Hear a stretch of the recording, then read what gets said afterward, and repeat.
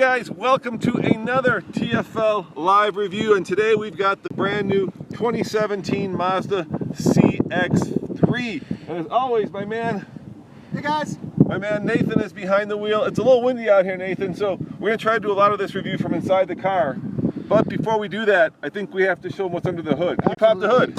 All right, let's pop the hood. So under the hood is a 2-liter, and unlike some of the competition, this car does not have a turbocharger. Not one, not two. It is normally aspirated. It is a Sky Active 2-liter that puts out 146 horsepower and 146 pound-foot of torque. Now this car will power all 4 wheels, since we do have the all-wheel drive version of the Mazda. And Ian, why don't you walk him around and show him the car, and we'll talk about styling. So you go around first, and then I'll meet you back here. It has a 6-speed transmission with paddle shifters too.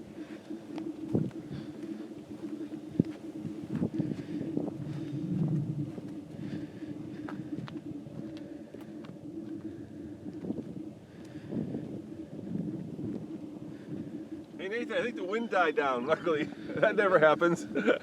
So as always, I'm going to do part of the review from outside the car, then Nathan's going to go and take this thing from 0 to 60 and tell you how fast it is. Now if you look at the front of this car, you'll notice this big nose.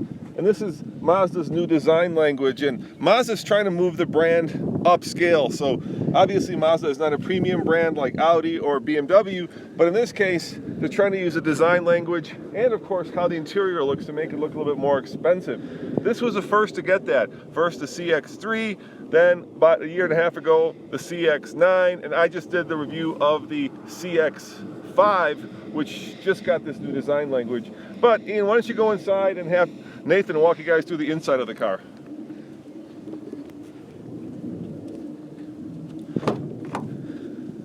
Hello and welcome to the humble abode. It's actually not so humble. It's actually really nice. Now bear in mind that this is the top of the line version, and because of that you have all of this interesting trim. And what Mazda did is they went to a 3-tone interior. One of the things Roman and I complain about all the time is when it's a sea of black and nothing but black. And Mazda does that too, but in this case they managed to really break up the interior with some nice leathers, great colors, interesting combinations. And this I especially love, the fact that they put a padding right here, so my knee on this side, even though I'm a big guy, it has something soft to lean against. I mean, it's the little things that are great. A couple things that are kind of issues, one of which is plastics are a little bit on the hard side. Also, some people really don't like this screen because it doesn't retract or anything. Actually, I don't mind it so much. Everything goes through here. Climate information, your stereo information, technology, it's all in here. One final thing that I wish Mazda would do is also hard plastics right here where you leave your arm. It's not the most comfortable thing, but fortunately everywhere else it's quite nice. Nathan, I'm wondering, you think this thing will go 0 to 60 on our track? Because we have a very short track. Now, for those of you who've forgotten, after we've told you over 1,000 times, we are over a mile above sea level, and as such, vehicles that do not have turbochargers or superchargers tend to be, well, they tend to struggle. And that is definitely the case of this car. This thing handles great, but in terms of 0 to 60 times up here, yeah, it's going to be interesting to see if I can do it before the end of the track. Yeah, so you can have a little bit of an exciting 0 to 60 run. The other thing I would say for all of you guys who are at sea level, whatever time Nathan comes back with, and here's the little deal set up right there, we're gonna probably get what, a second less at sea level? 2 seconds less usually. Yeah. Certain cars, it really depends on the car. This does have super high compression engine, but at the horsepower that it's putting out, considering the fact that this weighs just under 3,000 pounds, with me just over, it's gonna struggle. It just is. That's just the bottom line. But for those of you who don't live at sea or at high elevation, it won't be such a big deal. And the other thing about cars that aren't fast is they're fuel efficient. What's the MPG on this bad boy? This one combined is 29 miles per gallon. If you get the front-wheel drive version of this, it's up to 31 miles per gallon, which is really good. The only bummer out of all of this, I've been driving this thing and I love it. Oh, by the way, this pops up and it gives you a heads-up display. I love that. Yeah, here we go. Check it out. Yeah. Ta-da! That's just such a cool way of just handling it. I mean, I don't know why they couldn't beam it onto the glass. Maybe it's the angle, and that could be it. I think this is a little cheaper. But I mean, here, Ian, hand me the camera for a second, and I can see if you guys can see this. The heads-up display. There you go. Yeah, I can see it on here. Isn't that cool? That is cool. I love it. I think that's a great thing. Hey, do you have the MSRP on this? Yes, I do. The MSRP, now bear in mind that these vehicles start at around 23. Yep. Actually, you could go down as far as 19 Yeah. for the 16 model, but this one, yeah, base is at 19,960. Yes, I have my notes right here. This one comes in an MSRP of $28,945. It ain't cheap. It ain't cheap. But and that's the thing about Mazda. The whole point is that they do give you a lot for your money. It's a question of whether or not you feel you can afford this vehicle, because I got to tell you, a Honda HR-V, its direct competitor, is a lot cheaper. All right, zero to 60, and then we'll do a lap. Yeah, we'll talk about the driving dynamics. But first, let's see if you can. Before we do that, I have a great idea. What? Well, we haven't talked about the rear seat room. I'm driving. I'm in the driver's seat, so I can't get in the back, but you can. All right, I'll get in the back. I love doing that. You love doing this in small cars, don't you? Is this where you normally drive? Yeah. It's yeah. So you drove the CX-3 recently, which has room behind the driver's seat, but in this case, not so much. That's nice. 12s. Here we go. I'll pull forward a little bit for you. There you go. Yeah. Is that better? Well, no. This is good for small families and little kids. Now, my kids, which are grade school kids, they can fit in the back, no problem. Maybe if I just cut my head kind of down in respect to the driver, I could do it, but no, this is tight. It ain't working. It ain't working. All right, 0 to 60. Feel how fast it goes. All right, guys, wish me luck. I'm going to do 2 runs, and then I'll take the fastest of the 2 runs. So I'm going to go back, and yeah, I'll see you in just a moment, hopefully. Hey, Ian, let's put the camera on the exhaust so people can hear it as Nathan spools it up.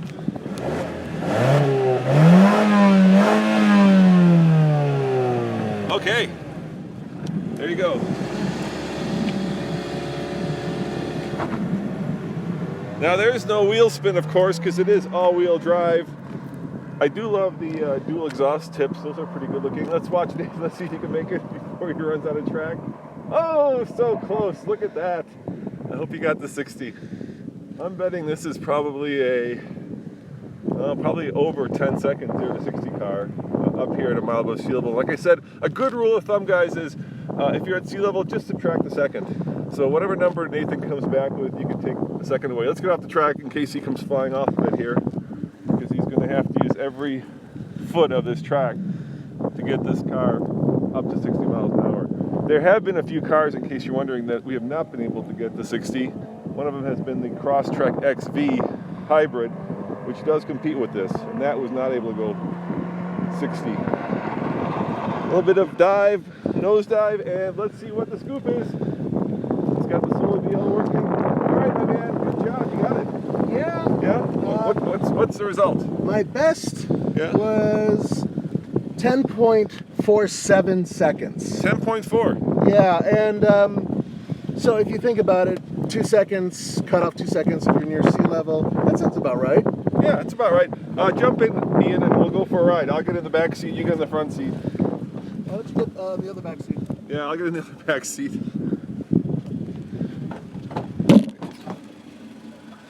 All right, let's take it for a spin. Go around the track and talk about the handling dynamics of this bad boy. All right, now that is where this thing is best suited. I do love this interior, especially this dual color. Yeah, and it's up here. It's 3 tones. Yeah, because you have the black, the white, and the red. Yeah, it's a really elegant design. Mazda's been doing some of the best interiors, Nathan. Oh, I think they've been doing some of the best exteriors. The design outside the vehicle is called Kodo, and it's actual philosophy. Horse and rider. Horse and rider is one. And you know what? At first I didn't drink the Kool-Aid, but now I believe them. I mean, the cars are gorgeous. Everything that Mazda builds right now is good looking in my book. And the interiors are outstanding, especially the CX-9. So what's it drive like?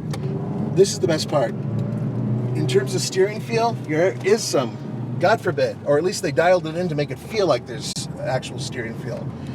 The body motions are really well controlled. The car is heavy, for such a small vehicle.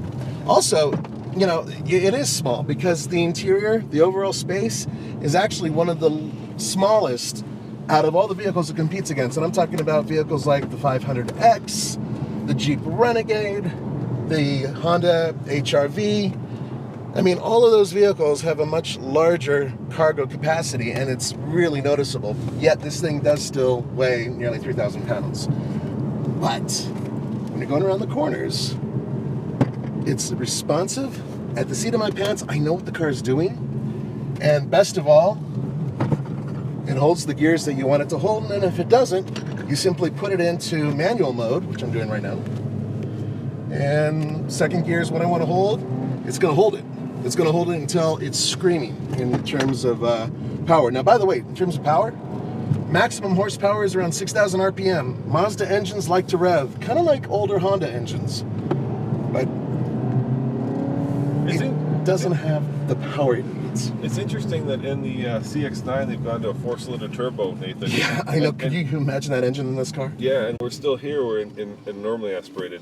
I think you know, Mazda is trying to take this brand up market, right? They're trying. They are, without a doubt. A little bit more. There's that white space, right? There's like the everyman car manufacturers like Toyota, Ford, Right. obviously Honda, and then there's the premium brand manufacturers like Lexus, Audi, BMW. And Mazda thinks that there's space in between those, so they think that they can design and build a car that kind of lives between those two. And this was their first attempt at it. Do you think they succeeded? Close. You know who's in that white space right now, who's dominating and really should be actually at the higher end, is Volvo. Yeah, exactly. You know, and even accurate to a certain degree. And I think that's what Mazda's really trying to aim for, is those higher brands while still having inexpensive cars in their fleet like the Mazda 3 and whatnot. So they're coming damn close. I really wish they'd get rid of this fake carbon fiber stuff. It just doesn't seem like it's really doing anything. Yeah, it's a trend that should die. Yeah, but the way they did it is really tasteful. The bottom line is everything about this car is impressive, with the exception of its overall horsepower. But driving it is fun. I've had a great time driving this car, and my kids love it. They think it's a really cool looking futuristic car. So, and if you guys are fans of Mazda, we just did a review of the CX-5. Go over to TFL Car where we have a review of the new CX-5. And guys, thanks for watching. As always, this is Roman and Nathan saying check out tflcar.com for more news, views, and of course real world reviews. And guys, thank you for watching these live videos. We know that the quality isn't the greatest sometimes, but I think they're fun, Nathan. Yeah, they are fun, and this allows us to get even more stuff crammed into our busy schedule. Yep. And we'll be coming back in about 10 minutes with a review of the new Mercedes C-Class Coupe, so stay tuned for that if you're watching these live streams. See you guys later. Ciao. Bye-bye.